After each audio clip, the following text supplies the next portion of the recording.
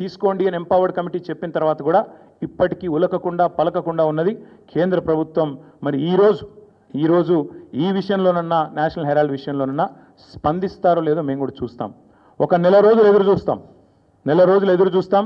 మేము కూడా చూస్తాం ఒకవేళ మరి కేంద్ర ప్రభుత్వం ముందుకు వస్తుందా రాదా. ఎందుకంటే మీకు తెలుసు ఫార్ములా ఈలో ఏదో జరిగిపోయింది, దున్నపోతు ఈనింది అని కాంగ్రెస్ వాడనంగానే కట్టేయండి దుడ్డనని చెప్పి గవర్నర్ గారు స్పందించి వెంటనే ఆగమేఘాల మీద మెరుపు వేగంతో స్పందించి ప్రాసిక్యూట్ చేయాలన్నారు. మేము కూడా కలుస్తాం గవర్నర్ గారిని, ప్రాసిక్యూట్ చేయండి ముఖ్యమంత్రి గారిని అడుగుతాం.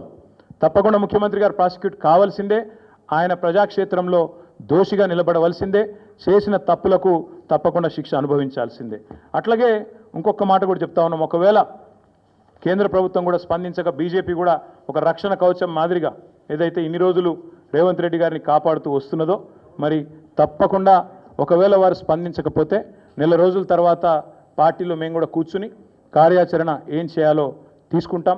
ప్రజాక్షేత్రంలో అవసరమైతే తప్పకుండా ఈ ముఖ్యమంత్రి గారిని అదేవిధంగా ఆయనను ఒక కవచ కుండలాల మాదిరిగా కాపాడుతున్న బీజేపీని కేంద్ర ప్రభుత్వానికి కూడా ప్రజల ముందు ఎండగడతామని చెబుతూ ఇక చివరిగా నేను చెప్పేది ఒకటే, మొన్ననే పాలమూరులో సిబిఐ దర్యాప్తు అక్కర్లేదు, పాలమూరులో అవినీతి ఏం జరగలేదు పాలమూరు రంగారెడ్డి ప్రాజెక్టులో అని చెప్పి స్పష్టంగా సుప్రీంకోర్టు తీర్పిచ్చింది.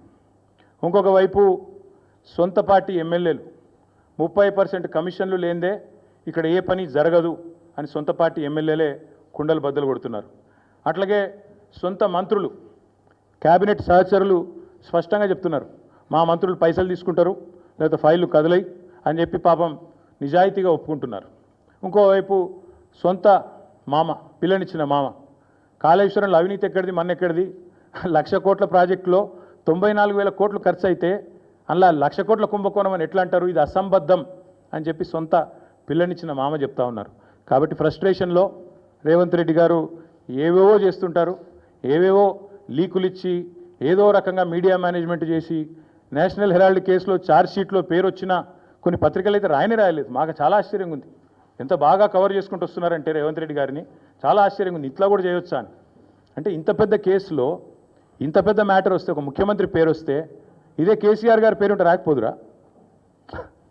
ఇదే కేసీఆర్ గారి పేరుంటే కోతికి కొబ్బరి చిప్ప దొరికినట్టు కొంతమంది సంబరాలు చేసుకుంటూ పేపర్ల నిండా తాటికాయ అంత అక్షరాలతో రాసేటోళ్ళు ఇలా రేవంత్ రెడ్డి గారికి కవరింగ్ ఇచ్చేందుకు చాలా కష్టపడి కాపాడుతున్నారు. వారందరికీ నేను చేసే విజ్ఞప్తి ఒకటే,